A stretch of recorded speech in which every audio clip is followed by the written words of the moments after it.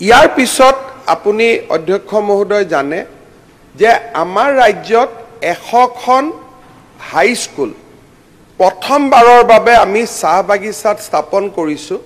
অসমীয়া মাধ্যমৰ স্কুল, বহুতে স্কুল বন্ধ কৰা বুলি কৈ থাকে, স্কুল খোলা খবৰবিলাক যি কাৰণতে নহওক শিৰোনামাত নাহে। 100খন স্কুল আজি আমি চাহ বাগিচাত খুলিছো আৰু অসমীয়া মিডিয়ামত খুলিছো। বহুতে মাধ্যমৰ কথাও কয়, আমি অসমীয়া মিডিয়ামত খুলিছো আৰু এই 100খন স্কুলতে অসম্ভৱ ষ্টুডেণ্ট হৈছে। তাৰ প্ৰতি ডিমাণ্ডৰ প্ৰতি লক্ষ্য ৰাখি এইবাৰ আমি আৰু 100খন নতুনকৈ হাইস্কুল স্থাপনৰ কামত আগবাঢ়িছো। যোৱা কেইদিনমান আগতে আমাৰ ছ'চিয়েল মিডিয়াত এটা নিউজ চাৰ্কুলেট হৈছে, অমুক অমুক স্কুল বন্ধ কৰিছে, 64খন স্কুল।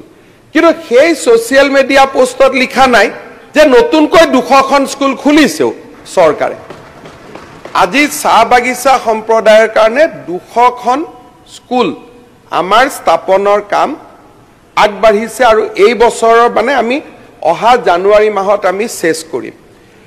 এই বছৰ আমি সিদ্ধান্ত লৈছো, অহা বছৰ আমি আৰম্ভ কৰিম 10খন অসমত কলেজ কৰিম, য'ত নেকি অকল বাগিচাৰ ল'ৰাই পঢ়িব। 10খন নতুন অসমত আমি ডিগ্ৰী কলেজ কৰিম। বাগিচা ল'ৰাই বুলি ক'লে দাঁতি কাষৰীয়া নন টি ষ্টেট ল'ৰাই পঢ়িব। আমি একেবাৰে জাতিগত পাৰ্থক্য কথা ইয়াত কৰা নাই।